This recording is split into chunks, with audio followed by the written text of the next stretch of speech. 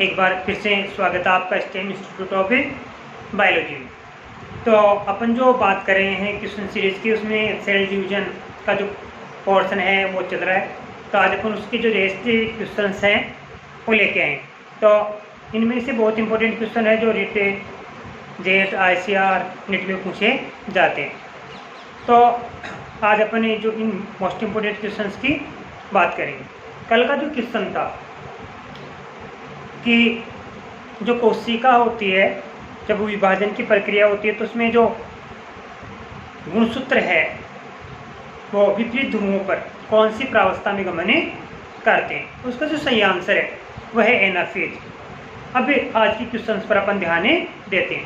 देखिए, तो first question है, वो क्वेश्चन है कि समसूत्री कोशिका विभाजन की सबसे छोटी अवस्था, छोटी से मतलब समय के आधार पर, तो कोशिका विभाजन की सबसे छोटी अवस्था है एनाफेज।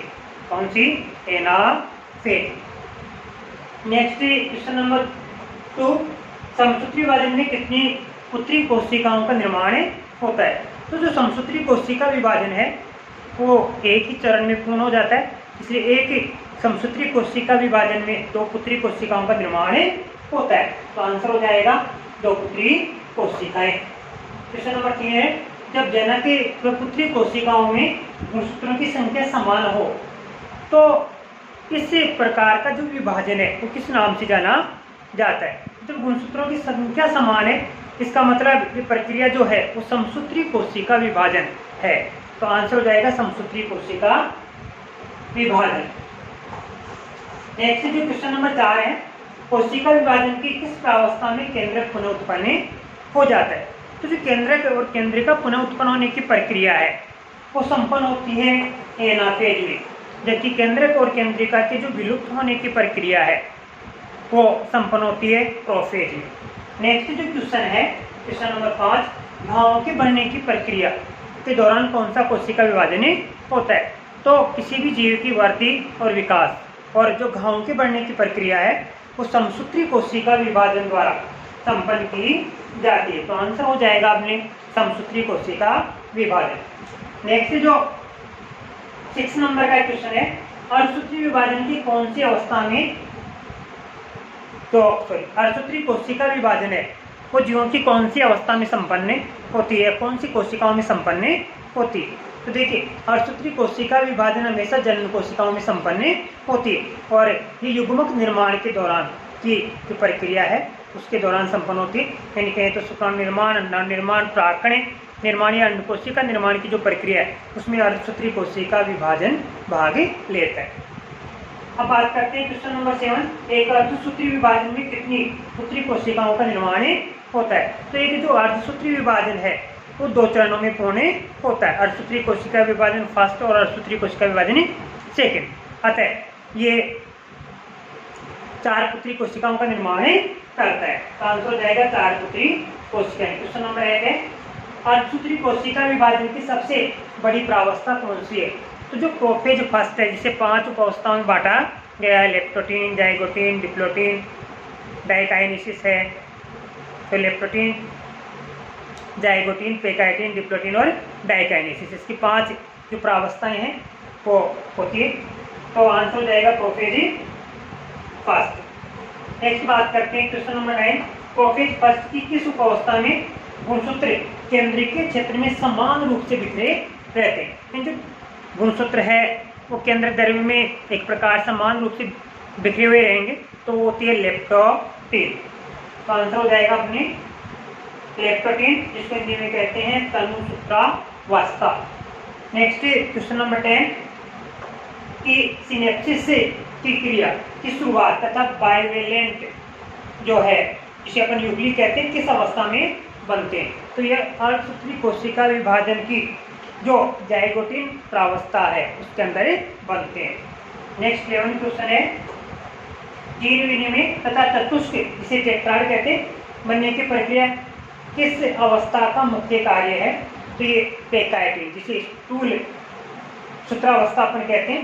नेक्स्ट क्वेश्चन जो 12 है कि समजात गुणसूत्रों के कौन से क्रोमेटिडों के बीच जीन विनिमय होता है। तो जब भी जीन विनिमय होता है समजात गुणसूत्र उसमें भाग लेते हैं। तो समजात गुणसूत्र के जो क्रोमेटिड होते हैं वो दो प्रकार के होते हैं। एक होते हैं जो बिल्कुल संरचना और गुणों में समान होते हैं, उन्हें अपन सिस्टर क्रोमेटिड कहते हैं, और जो संरचना और गुणों में भिन्न होते हैं उन्हें अपन नॉन सिस्टर क्रोमेटिड कहते हैं। तो क्रॉसिंग ओवर की प्रक्रिया में ऐसा नॉन सिस्टर क्रोमेटिड्स के बीच संपन्न होती है। तो आंसर आ जाएगा नॉन सिस्टर क्रोमेटिड्स।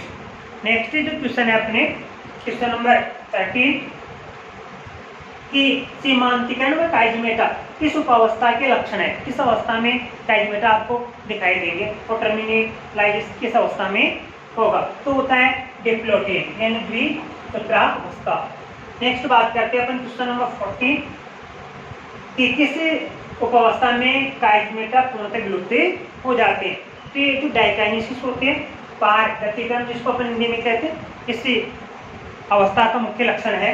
नेक्स्ट बात करते हैं क्वेश्चन नंबर 15 किस प्रावस्था में समजात गुणसूत्रों के जोड़ों के रूप में कोशिका के मध्य भाग में उपस्थित हो जाते हैं। समजात गुणसूत्र जोड़ों के रूप में तो रहेंगे लेकिन कोशिका के मध्य भाग पर, तो उस अवस्था को अपन कहेंगे मेटाफेज फास्ट।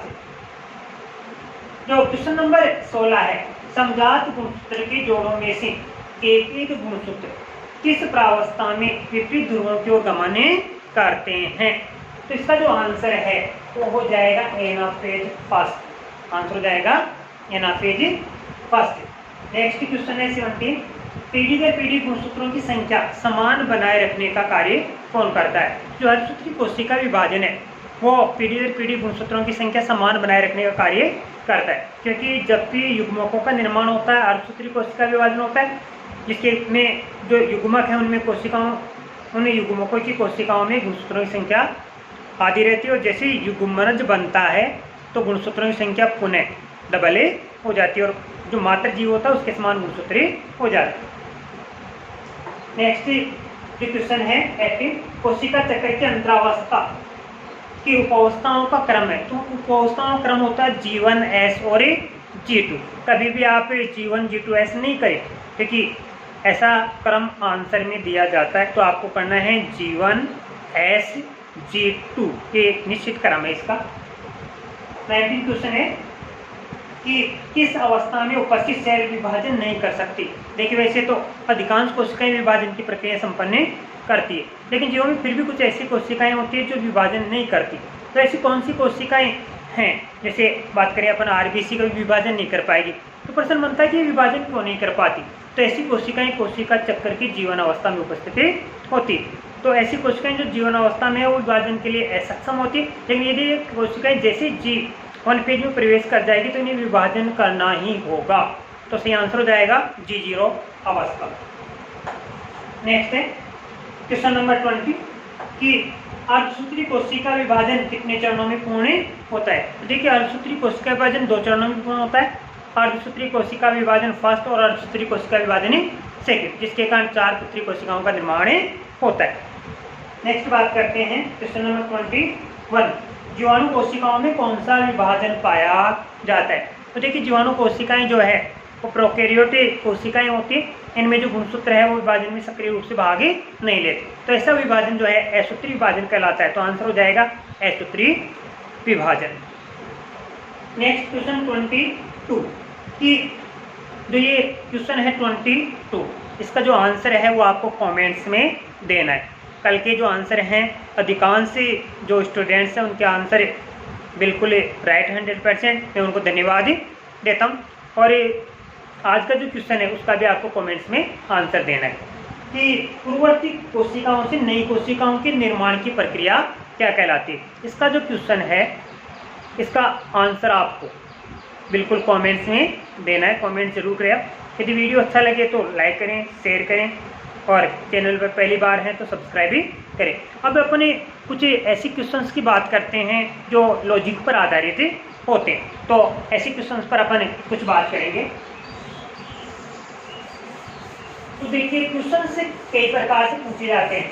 कई बात है कि समसूत्री कोशिका विभाजन में 2 पुत्री कोशिकाएं बनती है, अर्धसूत्री कोशिका विभाजन में 4 पुत्री कोशिकाएं बनती है। इन्हीं के आधार पर अपन कुछ क्वेश्चंस को यहाँ फॉलो करेंगे। और ये क्वेश्चंस जो हैं वो काफ़ी बार कंपटीशन एग्जाम्स में चाहे नेट हो, चाहे रेट हो, चाहे जेट हो, चाहे ICR हो, पूछे जाते हैं। बहुत ही इंपॉर्टेंट क्वेश्चन है।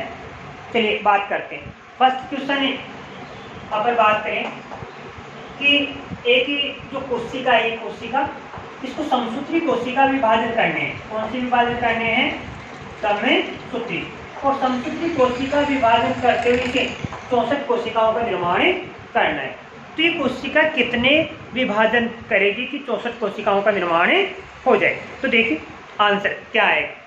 तो यहाँ ये एक कोशिका ली है अपन ने, सिंगल कोशिका, और एक कोशिका समसूत्री विभाजन के दौरान 2 पुत्री कोशिकाओं का निर्माण करती है। तो 1 से 2 हो जाएगी पहले विभाजन के दौरान, 2 से 4 हो जाएगी दूसरे विभाजन के दौरान, 4 से जो है 8 हो जाएगी तीसरे विभाजन के दौरान, 8 से 16 हो जाएगी चौथे विभाजन के दौरान, 16 से 32 हो जाएगी 5वें विभाजन के दौरान, और 32 से 64 हो जाएगी छठे विभाजन के दौरान। तो केवल ये कोशिका 6 बार कोशिका विभाजन करेगी क्रमिक रूप से, तो 64 कोशिकाओं का निर्माण कर लेगी।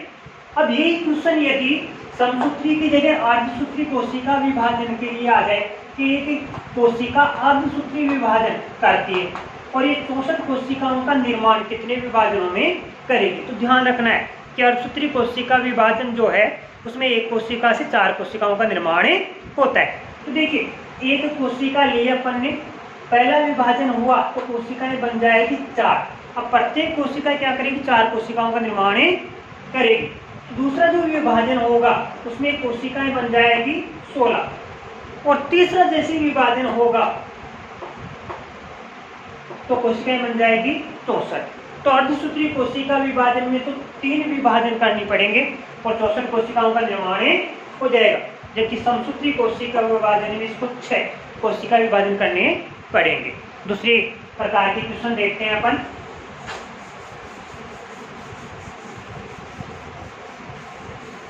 देखिए पहली बात है कि ये एक गिलास है, इस गिलास में एक कोशिका रखी और ये जो कोशिका है वो 20 कोशिका विभाजन कर रही है। कितने कोशिका विभाजन कर रही है? 20। और 20 कोशिका विभाजनों में ये कोशिका इस पूरे गिलास को भरे देती है। अब बात करते हैं विभाजन कौन सा है? समसूत्री। एक कोशिका 20 समसूत्री कोशिका विभाजनों द्वारा इस गिलास को पूर्ण भर देती है। तो आधा बढ़ने के दौरान कितने कोशिका विभाजन हुए होंगे? 1/4 बढ़ने के दौरान कितने कोशिका विभाजन हुए होंगे? तो देखिए 20 से यदि 19 आ जाए तो 19 का मतलब हर विभाजन के बाद डबल हो रहा है, तो 19 में यदि आधा है तो 20 में डबल होगी, कितना हो जाएगा? 1 हो जाएगा। तो आधा बढ़ने में 19 विभाजनों की आवश्यकता होगी और 1/4 बढ़ने में केवल 18 कोशिका विभाजनों की आवश्यकता होगी।